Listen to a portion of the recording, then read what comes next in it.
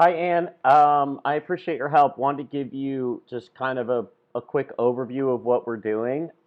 It's not that complicated, and you've done it before. So we do a lot of sales recruiting within software, so computer software, and we are starting to recruit on sales engineer roles. So sales engineer roles are kind of this interesting role where the person's like a salesperson, but they're also technical. And the sales engineer, basically, when the big software company is working on selling a software package, the sales engineer is kind of the one that goes in there that takes care of all the technical details and still, make sure that the sale gets done. So, big picture, Kate and I are starting to recruit a lot on the sales engineer position. So, what we're having you do is, pull the job postings on LinkedIn. We've got a couple of parameters, and then finding the right person to reach out to. And we've got a system where you can drop them in, and then the system will start emailing them.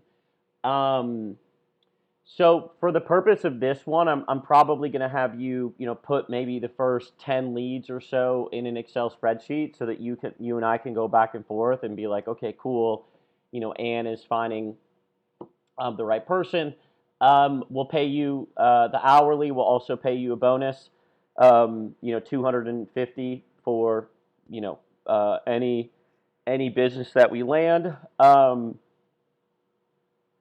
Cool. So that's big picture. You're helping to pull the job postings. Again, couple of parameters which you're used to of, here's the companies and size of the company, etc.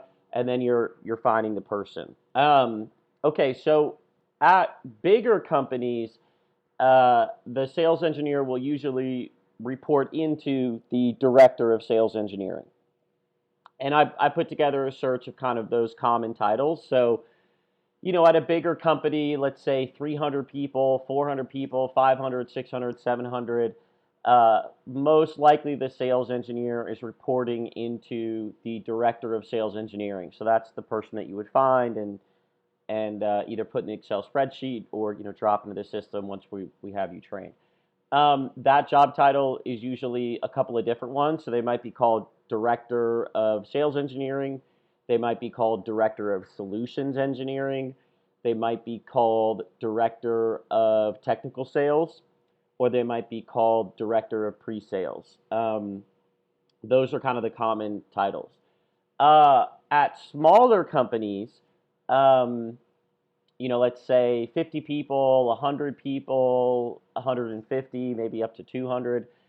The sales engineer probably reports to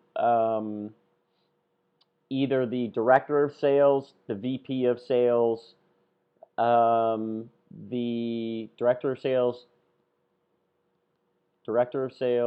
VP of sales, head of sales, or maybe the CRO.